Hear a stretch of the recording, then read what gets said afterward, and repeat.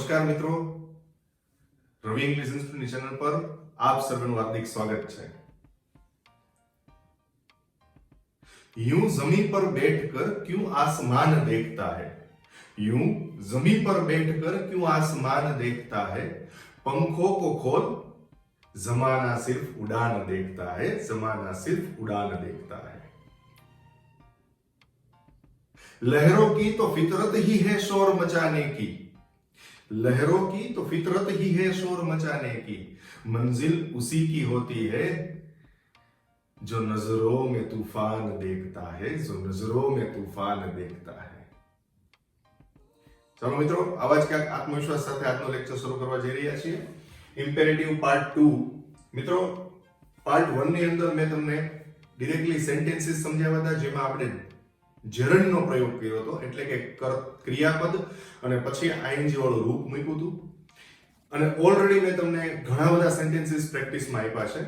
તો આજના પાર્ટ 2 ની અંદર આપણે આખું ઇમ્પેરેટિવ સમજવા જઈ રહ્યા છીએ કે ઇમ્પેરેટિવ એટલે કે આજ્ઞાર્થ વાક્યોના પ્રકાર શું છે, કયા હોય છે અને કેવી રીતે સેન્ટેન્સ બનતા હોય છે। ટેકનિક તો આપણી સેમ જ છે, જે 40 મિનિટનો સુંદર મજાનો વિડિયો મેં મૂકેલો છે કે કોઈ પણ ગુજરાતી વાક્ય છે એનું અંગ્રેજી ભાષાંતર કરતા શીખો। એમાં મેં સચોટ માર્ગદર્શન આપ્યું છે કે કોઈ પણ વાક્ય હશે, વાક્યની પૂંછડી પકડીને તમારે બનાવવાનું છે।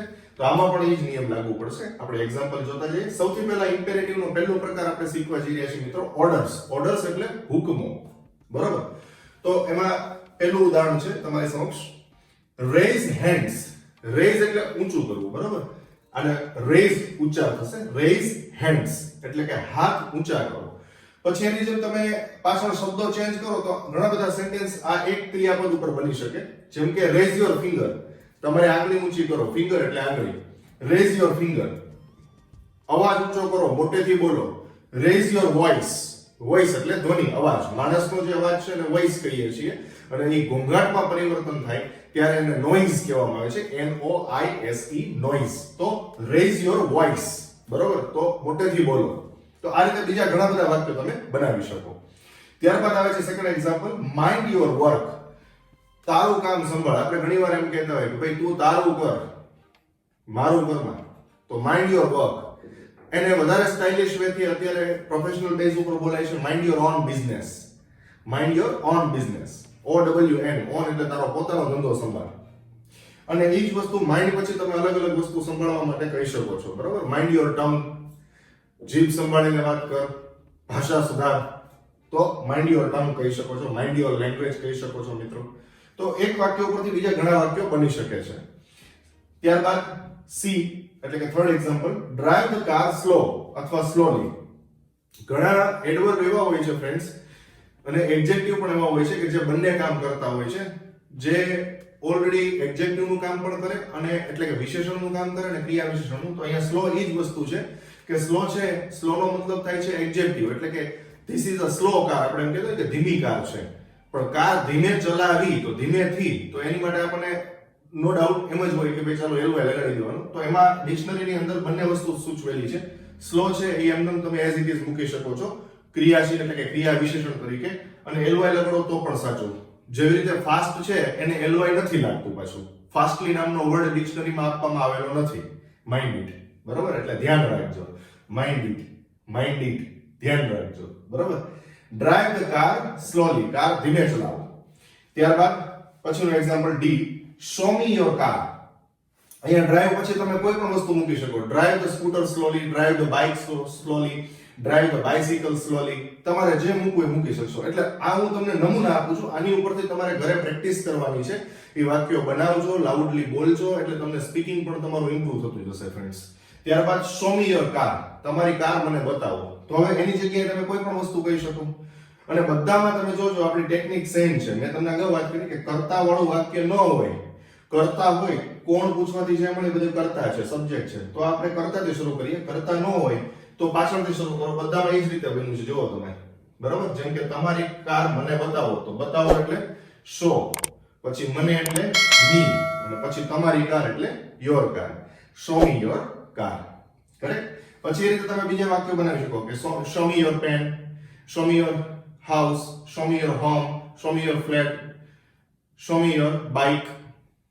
ત્યારબાદ કોલ ધ ડોક્ટર, કોલ એટલે બોલાવવું. જો કોલ એટલે ફોન કરવો પણ થાય મિત્રો, આપણે ધીમે ધીમે વોકેબ્યુલરી પણ શીખતા જઈએ છીએ. આ બધા ક્રિયાપદ છે એટલે ધીમે ધીમે તમે ગોખવા બેસશો તો પાકા નહીં થાય, પણ સેન્ટેન્સના ભાગરૂપે તમારી સમક્ષ મૂકું છું એટલે ક્રિયાપદ તમારે સરળતાથી પાકા થતા જશે. આને આપણે કોલ કહેશું. CALL, કોલ એટલે બોલાવવું પણ થાય અને ફોન કરવો પણ થાય. તો અહીંયા કોલ ધ ડોક્ટર એટલે ડોક્ટરને બોલાવો, બરાબર. ત્યારબાદ આવે છે ક્લોઝ ધ ડોર, તો દરવાજો બંધ કરો, બારણું બંધ કરો. હવે ક્લોઝ ધ ડોર છે એની જગ્યાએ તમે ક્લોઝ ધ વિન્ડો કહી શકો, ક્લોઝ ધ ઓફિસ કહી શકો. તો કોઈ પણ સ્થળ તમે છે અહીંયા તમે એ પ્લેસ રિલેટેડ વર્ડ તમે અહીંયા મૂકી શકો છો, બરાબર. તો ક્લોઝ પછી વર્ડ આવી જશે. એવી રીતે કોલ પછી અહીંયા મૂકી શકો, call Neha, call Madhavi, call your brother, call your sister. એ રીતે કોઈ પણ તમે મૂકી શકો છો અહીંયા સંબંધિત નામ, બરાબર છે. તો આને કહેવામાં આવે છે ઓર્ડર્સ. ઓર્ડર્સ એટલે હુકમ. કોઈને તમે ડાયરેક્ટલી હુકમ આપો છો કે આમ કર, સિટ ડાઉન, બેસી જા, સ્ટેન્ડ અપ. હવે વાત આવે છે આની ઉપરથી રિક્વેસ્ટની. ફ્રેન્ડ્સ, નેક્સ્ટ પોઈન્ટ રિક્વેસ્ટ શરૂ કરીએ એ પહેલા તમને ઓર્ડર્સના નેગેટિવ પણ સમજાવી દઉં છું સાથે. ઓર્ડર્સ છે એના નેગેટિવ વાક્યો નકાર કઈ રીતે બનશે. તો આગળ માત્ર તમે બધામાં ડોન્ટ લગાડી શકો છો. ફોર્મેશન એટલે કે સ્ટ્રક્ચર સેમ છે મિત્રો.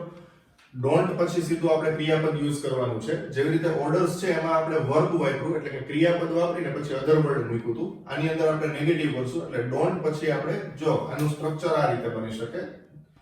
આપણે ડોન્ટ મૂકશું પ્લસ વર્બ મૂકશું એટલે કે ક્રિયાપદ અને પછી અધર વર્ડ એટલે અન્ય શબ્દો છેલ્લે મૂકશું, બરોબર. તો આ એનું સ્ટ્રક્ચર બની શકે. તો પહેલું એક્ઝામ્પલ છે ડોન્ટ ટચ ધ કાર.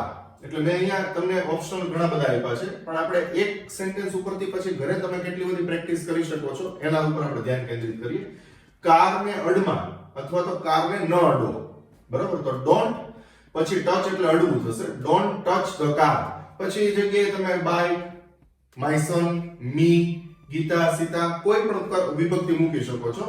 તો અહીંયા મી છે આપણે એમ કેવું છે કે મને અડમાં, તો don't touch me. Don't touch me common dialogue છે. It's a common dialogue which is spoken in the movie as well as serial. Heroines લગભગ બોલતી હોય છે don't touch me. તો મને અડોમાં. તો don't touch me, મને અડોમાં. આ મી છે એ કર્મ વિભક્તિ છે, છતાં વિભક્તિઓનો પણ એક મેં સરસ મજાનો વિડિયો બનાવીને કેસીસ, નાઉન કેસીસ નામનો મેં પોઈન્ટ મૂકેલો છે. એ વિડિયો આપ જોઈ શકો છો એટલે તમને વિભક્તિનો પણ આઈડિયા આવી જશે.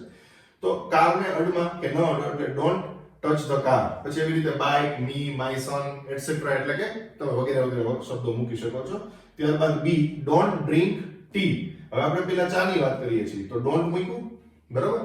ત્યારબાદ ચા ન પીવો તો ડોન્ટ ડ્રિંક ટી, ચા ન પીવો. પછી જગ્યાએ તમે કોફી છે તો ડોન્ટ ડ્રિંક કોફી. આ પાણી ન પીતા don't drink this water. Juice ન પીતા ડોન્ટ ડ્રિંક જ્યુસ. તો કોઈ પણ વર્ડ તમે પછી એડ કરી શકો છો, બરાબર. એક સેન્ટેન્સ ઉપરથી કેટલા બધા સેન્ટેન્સ તમે અલગ અલગ વર્ડનો યુઝ કરીને કરી શકો, બનાવી શકો. ત્યારબાદ સી આવે છે ડોન્ટ ટીઝ એટલે ન ખીજવો, રાધાને ન ખીજવો.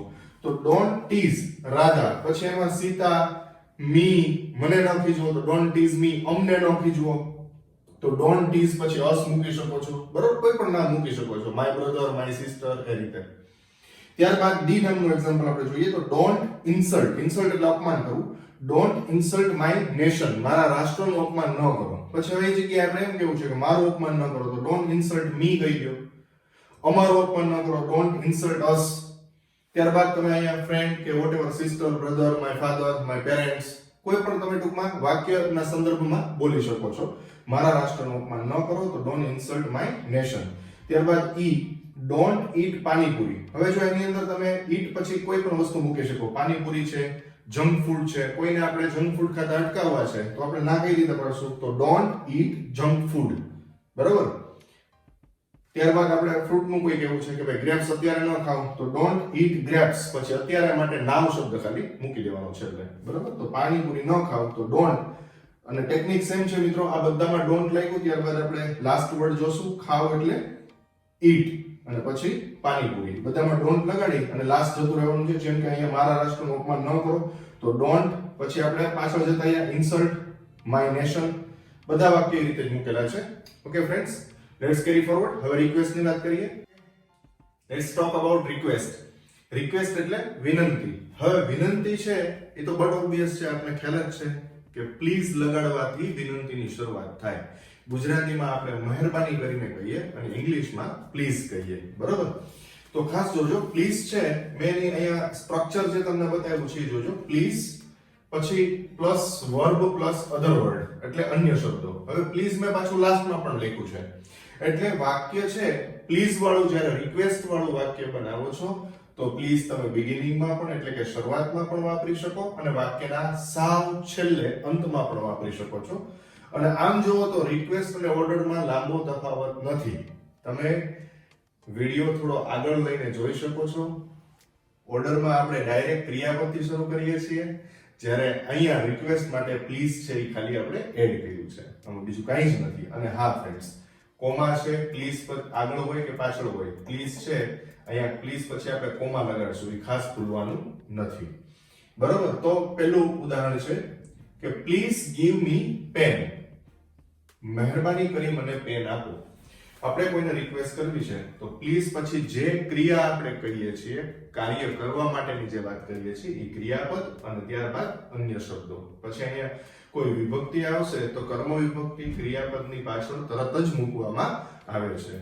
જેમ કે મને પેન આપો એની જગ્યાએ અમને પેન આપો એમ હોય તો પ્લીઝ ગીવ અસ પેન, બરાબર? પછી મેં અહીંયા બધી વસ્તુ મૂકી છે કે બુક આપો, મોબાઈલ આપો, મની એટલે કે પૈસા આપો, પ્લીઝ ગીવ મી મની એમ કહી શકો છો, બરાબર? તો મહેરબાની કરી મને પેન આપો, આ તમારી રિક્વેસ્ટ બની ગઈ. હવે આ વાક્ય છે એ ડાયરેક્ટ તમે પ્લીઝ કાઢી લ્યો ને ગીવ થી શરૂ કરો છો, ગીવ મી પેન, તો છેલ્લે પ્લીઝ લગાડી શકો છો. ગીવ મી પેન પ્લીઝ, એ રીતે બંને સ્ટાઇલથી લાગી શકશે. સેકન્ડ એક્ઝામ્પલ છે પ્લીઝ પછી comma weight four some time, મહેરબાની કરી થોડી વાર માટે રાહ જુઓ. આમાં માટે શબ્દ આપણે ગર્ભિત રાખ્યો છે, આપણે વ્યક્ત નથી કરતા. ફોર સમ ટાઈમ એટલે થોડી વાર માટે, બરોબર? તો મહેરબાની કરી થોડી વાર માટે રાહ જુઓ. હવે એમાં સમ ટાઈમ શબ્દ આપણે કાઢી લઈએ, સમ ટાઈમ કાઢી લ્યો અને આપણે એમ કેવું છે કે મારા માટે રાહ જુઓ, તો આ ફોર પછી મી લગાડી દીધું directly. Please wait for me, please wait for my friend, please wait for Rahim, please wait for Ram, એ રીતે તમે કરી શકો છો વાક્યો. નકાર વાક્ય બનાવવા માટે મિત્રો પ્લીઝ પછી ડોન્ટ લગાડશું. જો ખાસ યાદ રાખજો, પ્લીઝ પછી કોમા પછી ડોન્ટ પછી ક્રિયાપદ અને અન્ય શબ્દ છેલ્લે. આપણે રિક્વેસ્ટમાં વિનંતીમાં નકાર બનાવી હોય વિનંતી તો કેવી રીતે? પ્લીઝ ડોન્ટ બીટ ચિંટુ, મહેરબાની કરી ચિંટુને ન મારો. ખાસ સમજો. હવે એ જગ્યાએ બીટ શબ્દ છે એની પાછળ તમે કોઈ પણ વ્યક્તિની વાત સંદર્ભ કરી શકો છો કે મહેરબાની કરી તે માણસને ન મારો, please don't bit that main, મહેરબાની કરી વિદ્યાર્થીઓને ન મારો, પ્લીઝ ડોન્ટ બીટ સ્ટુડન્ટ્સ, તો એટસેટ્રા etc એટલા વગેરે વગેરે તમે આમાં મૂકી શકો છો. બીજું ઉદાહરણ લઈએ આપણે ફ્રેન્ડ્સ, પ્લીઝ પછી ડોન્ટ વેસ્ટ, બરાબર? હવે બગાડવાની વાત છે તો એમાં તમે વોટર, ટાઈમ, મની, પેટ્રોલ કોઈ પણ વસ્તુ તમે મૂકી શકો છો. મહેરબાની કરી પાણી ન બગાડો, પ્લીઝ ડોન્ટ વેસ્ટ વોટર. પછી તમે વધારાના વાક્યો છે એ તમે અમે તમને એક્ઝામ્પલ આપ્યા છે એની ઉપર તમે આની ઉપર પ્રેક્ટિસ કરી શકો છો, વધારે વાક્ય બનાવી શકો છો. Let's carry forward. આ સેકન્ડ પોઈન્ટ આપણો થયો. હવે થર્ડ પોઈન્ટ લઈએ. So friends, let's talk about proposals. Proposal એટલે પ્રસ્તાવો. Propose એટલે પ્રસ્તાવ કરવો, પ્રસ્તાવ મૂકવો, બરાબર? તો એની ઉપરથી શબ્દ બન્યો proposals. એટલે આપણે એક વ્યક્તિ આપણે પોતે બીજી વ્યક્તિની સંદર્ભમાં કોઈ ક્રિયા કરવા માટે પ્રેરીએ એને પ્રસ્તાવ મૂકવો કહેવાય. હવે સમજો તમે, લેટ્સ જે છે એના 3-4 ગુજરાતી મીનિંગ છે, જેની અંદર લેટ્સ એટલે ચલ પણ થાય, ચલો પણ થાય, આપણે પણ થાય અને હાલો, જે સાવ કાઠિયાવાડી ભાષામાં આપણે કહેતા હોય કે હાલો જઈએ, ચાલો જઈએ, તો એ બધી વાત લેટ્સમાં સંદર્ભમાં સમાયેલી છે. હવે એનું સ્ટ્રક્ચર થોડું માર્ક કરો. લેટ્સ પછી આપણે વર્બ મૂક્યું છે એટલે કે ક્રિયાપદ અને ત્યારબાદ અધર વર્ડ્સ મૂકેલા છે, અન્ય શબ્દો.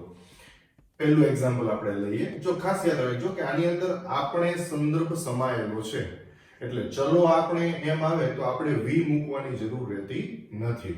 લેટ્સ પ્લે ક્રિકેટ, ચલો આપણે ક્રિકેટ રમીએ. તો પછી આપણે બોલો કે ન બોલો, આપણે કોઈને ઓફર કરીએ છીએ કઈ એક્ટિવિટી કરવા માટે, પ્રપોઝ કર્યું એને કહેવાય, પ્રસ્તાવ છોડ્યો કહેવાય. તો ચલો ક્રિકેટ રમીએ, લેટ્સ પ્લે ક્રિકેટ.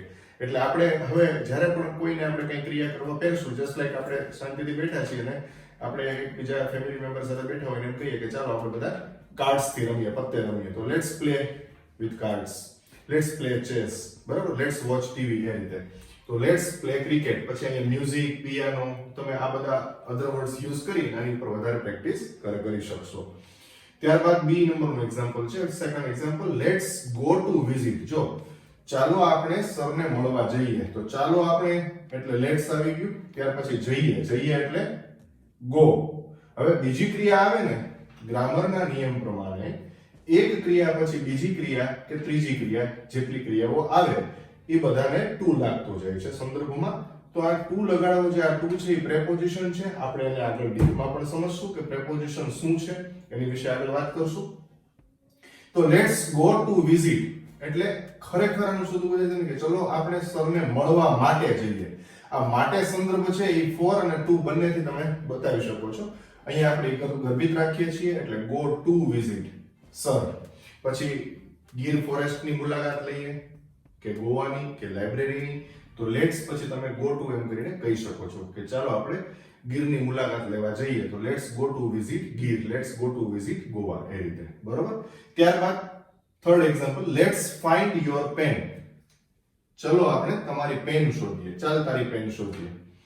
તો ચાલ તારી પેન શોધીએ, આપણે તારી પેન શોધીએ, આ બધું લેટ્સ માં આવી ગયું, આ મીનિંગ છે નહીં. ત્યારબાદ શોધીએ એટલે ફાઇન્ડ, અને તારી પેન એટલે યોર પેન. પછી પેનના સંદર્ભમાં તમે ધ રિંગ કે કોઈ વ્યક્તિનું નામ પણ લઈ શકો, કે આપણે કોઈ વ્યક્તિ છુપાઈ ગયું છે, હાઇડ એન્ડ સીક રમીએ છીએ, તો let's find Chintu, let's find hour friends, ચાલો આપણે આપણા મિત્રોને શોધીએ. બરાબર, એ રીતે કરી શકો છો. ત્યારબાદ D, let's be corona warriors. ચાલો આપણે કોરોના યોદ્ધાઓ બનીએ બધા. બરાબર. તો લેટ્સ બી એટલે બનવું, થવું, એવા મિનિંગ એના થતા હોય છે. તો એની જગ્યાએ તમે કોરોના વોરિયર્સ પછી હેલ્પફુલ કરી શકો, બ્રેવ કરી શકો, સ્માર્ટ કરી શકો. ચાલો આપણે બીજાને મદદરૂપ થઈએ, તો let's be helpful to others, એ રીતે બીજાને મદદરૂપ થઈએ. તો આ પોઝિટિવ વાત છે. હવે આમાં જ પાછી નેગેટિવ કેવી રીતે બનશે તમને સમજાવીશ. ફ્રેન્ડ્સ, હવે નેગેટિવ વાક્ય તરફ આપણે આગળ વધીએ. નકાર રચનામાં ખાલી લેટ્સ ની પાછળ નોટ આવે છે, આગળ નોટ નહીં આવે. લેટ્સ ની પાછળ નોટ, ત્યારબાદ ક્રિયાપદ અને અધર વર્ડ OW એટલે કે અન્ય શબ્દો છેલ્લે. પહેલું એક્ઝામ્પલ જોઈએ, લેટ્સ નોટ વોચ મૂવી. ચલો આપણે મૂવી નથી જોવું. હવે એની જગ્યાએ તમે કોઈ પણ વસ્તુ યુઝ કરી શકો છો. ચલો આપણે ડ્રામા નથી જોવું, નાટક નથી જોવું, સિરિયલ નથી જોવી. બરોબર છે. તો લેટ્સ નોટ વોચ પછી તમારે જે જોવું નથી તે તમે પ્રસારણ, જે કઈ મૂવી છે, ડ્રામા, સિરિયલ, વોટેવર મૂકી શકો છો, રિયાલિટી શો. ત્યારબાદ second example, let's not cook. જો રાંધવા માટે કુક અથવા મેક કોઈ પણ તમે શબ્દ યુઝ કરી શકો. આમ નોર્મલી મેક એટલે બનાવવું થાય, કુક એટલે રાંધવું થશે. તો લેટ્સ નોટ કુક અથવા મેક ગુજરાતી ડીશ ટુડે. ચલો આજે ગુજરાતી થાળી નથી રાંધવી અથવા નથી બનાવવી. બ્રિંજલ સબ્જી, રીંગણાનું શાક નથી બનાવવું, પંજાબી ડીશ નથી બનાવવી. બરાબર. તો આ રીતે તમે લેટ્સ નોટ કુક પછી તમે મૂકી શકો છો કોઈ પણ જે તમારે રાંધવું નથી એ બાબત. અને ટુડે એટલે આજે. ટુડે કોઈ પણ સમયદર્શક શબ્દ કે ટાઈમ રિલેટેડ વર્ડ એટલે કે સમયદર્શક શબ્દ હોય, ટાઈમ રિલેટેડ વર્ડ જેને આપણે કહીએ ઇંગ્લિશમાં, કે કોઈ અન્ય શબ્દ હોય, એ હંમેશા છેલ્લે જ રહેશે. બરોબર છે. ત્યારબાદ લેટ્સ નોટ સ્ટડી. ચાલો આપણે અભ્યાસ નથી કરવો, ભણવું નથી. શું નથી ભણવું? તો કે ચલો ગણિત નથી ભણવું. તો ચલો આપણે એ બધું લેટ્સ માં જ આવી જાય છે. આપણે અગાઉ પણ વાત થઈ કે આમાં વી મૂકવાની જરૂર નથી રહેતી. બરાબર છે. Let's not study maths. ચલો ગણિત નથી ભણવું, સાયન્સ નથી ભણવું, ઇંગ્લિશ નથી ભણવું, વગેરે તમે મૂકી શકો છો આ રીતે. બરાબર. આ થર્ડ પોઈન્ટની વાત કરી. હજી એક ફોર્થ પોઈન્ટ છે, એ આપણે નિરાંતે સમજીએ. So friends, this is the last point of imperative. અને આ ઇમ્પેરેટિવ સેન્ટેન્સીસ આપણે એટલે શીખીએ છીએ કે આગળ જતા આ વસ્તુ તમને પેસિવ બનાવવામાં પણ હેલ્પફુલ થશે. આ વસ્તુ ઇનડાયરેક્ટ સ્પીચની અંદર પણ આ ટોપિક હેલ્પફુલ થશે. એટલા માટે આ ટોપિક સમજવું જરૂરી છે, અનિવાર્ય છે. Fourth, suggestion. સજેશન્સ એટલે સૂચનો, જેની અંદર રિક્વેસ્ટ કે એડવાઇસ એટલે કે વિનંતી અથવા સલાહનો પણ ભાવ હોઈ શકે છે. પણ અત્યારે આપણે સૂચનો સંદર્ભે આગળ વધીએ તો લેટ છે એની અંદર પર્ટિક્યુલર એનો મીનિંગ શું છે સમજો. લેટ એટલે આપણે નોર્મલી દ્યો એમ જે બોલીએ છીએ કે તેને જવા દ્યો, સુવા દ્યો, તેને રમવા દ્યો, બાળકોને હજી સુવા દ્યો. તો લેટની અંદર રજા કે પરવાનગી આપવી એ વ્યવહારિક રીતે એ ભાવ સમાયેલો છે, કાયદેસર રીતે એ અર્થ સમાયેલો છે. પણ આપણે કાઠિયાવાડી લોકો દ્યોથી અટકી જતા હોય છે કે મને સુવા દ્યો, તેણીને હજી રમી લેવા દ્યો. તો એ જે વસ્તુ બોલીએ છીએ એકચ્યુઅલમાં તેને રમવાની પરવાનગી આપો કે રજા આપો, આ મીનિંગ એનો સમાયેલો છે. અને લેટના સમાનાર્થી શબ્દો અલાવ કે પરમિટ પણ છે. પણ અત્યારે આપણે લેટનો પ્રયોગ શીખીએ.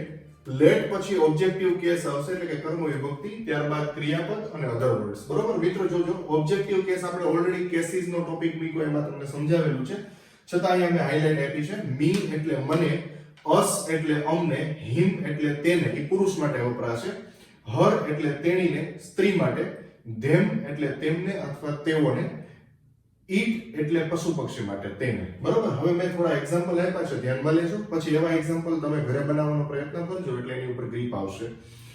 Late your daughter study further એટલે કે લેટ પછી જોજો તમે આ બધી વિભક્તિ સિવાય કોઈના નામ પણ મૂકી શકો છો, તો એ જે બને છે એને પણ તમે ઓબ્જેક્ટિવ કેસ એટલે કે કર્મ વિભક્તિ કહી શકો છો. એવું જરૂરી નથી કે મી, અસ, હિમ, હર એટલું જ મૂકવું. તમારી દીકરીને વધુ ભણવા દો અથવા દેજો, તો let your daughter study further. પછી આપણે કોઈ પણ મૂકી શકીએ કે તેને ભણવા દો, તો લેટ હિમ સ્ટડી, તેણીને ભણવા દો તો લેટ હર સ્ટડી. એ રીતે. Second example, let children sleep for some time. બાળકોને થોડીવાર માટે સુવા દો.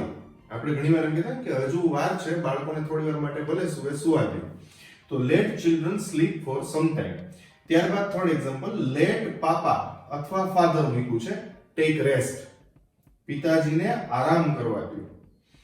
ફોર્થ, લેટ ઇટ બાર્ક, તેને ભસવા દો. આ બધામાં તમે અલાઉ કે પરમિટ યુઝ કરી શકો છો, પણ એક યાદ રાખજો કે લેટ નો નિયમ છે કે લેટ જ્યારે આપણે યુઝ કરીએ છીએ ત્યારે આપણે કર્મ વિભક્તિ વાપરીએ છીએ અને ત્યારબાદ અહીંયા ક્રિયાપદ છે એને ઇન્ફિનિટિવ બેઝ ઉપર નથી મૂકતા, એટલે કે ટુ વાળું ક્રિયાપદ નથી મૂકતા, માત્ર વર્બ મૂકીએ છીએ. પણ જો અલાઉ કે પરમિટ અહીંયા તમે મૂકો છો તો તમારે અહીંયા ટુ લગાડવું પડે છે. આવો ગ્રામરનો નિયમ છે. શું કામ? એક પણ કોઈ પણ ઓક્સફોર્ડ કે કેમ્બ્રિજ કે કોઈ પણ ગ્રામરની અંદર એ વસ્તુ સૂચન નથી કરેલું કે એવું શું કામ આવે છે. બસ છે એ આપણે એક્સેપ્ટ કરી લેવાનું છે. તો let your daughter study further એની જગ્યાએ allow your daughter to study further, permit your daughter to study further, એ રીતે બનાવી શકો છો. Allow children to sleep for some time. જો લેટ આવે છે તો સ્લીપ ખાલી આવશે, પણ અલાઉ કે પરમિટ મૂકો છો તો અહીંયા ટુ વાળું રૂપ આવે છે. આવો ગ્રામરનો નિયમ છે. તો આ જ બધા વાક્યો અલાઉ કે પરમિટનો પણ પ્રયોગ કરીને બનાવી શકો છો. અને આમાં તમે પ્લીઝ લગાડો છો તો એ રિક્વેસ્ટ બની જાય છે, વિનંતી બની જાય છે. ઓકે, આશા રાખું છું ઘણું બધું ઇમ્પેરેટિવ તમને સમજાવ્યું છે, જાણવા શીખવા મળ્યું છે. અને આગળના વિડીયો પણ ઘણા બધા આપણે સુંદર મજાના લઈને આવવાના છીએ. જીરણ જે મેં તમને વાત કરી હતી, આપણે જીરણ જે નોર્મલી ગુજરાતી લોકો બોલે છે, એકચ્યુઅલમાં એનું પ્રોનાઉન્સિએશન જેરણ થાય છે. તો આપણે તમને સૌથી પહેલો પાર્ટ ઇમ્પેરેટિવનો સમજાવ્યો, એમાં તમને મેં વર્બ પ્લસ જેરણ મૂકતા શીખવાડ્યું છે.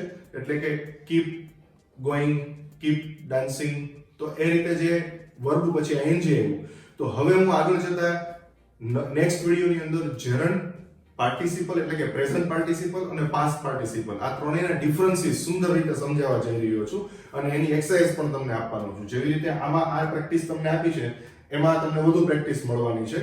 ઓકે, તો વિડીયો જોતા રહેજો, લાઈક આપતા રહેજો અને કોમેન્ટ બોક્સમાં કોમેન્ટ આપતા રહો અને શેર કરવાનું ન ભૂલતા. શેરનું બટન છે, શેર કરો એટલે બાકીના બધા મિત્રો, તમારા ફ્રેન્ડ સર્કલ કે રિલેટિવ્સ જે લોકો છે ઇન્ટરેસ્ટેડ, એ બધા ઇંગ્લિશ શીખતા રહે અને લાભ લેતા રહે. Okay, thank you so much. Have a nice time. Take care. Bye bye.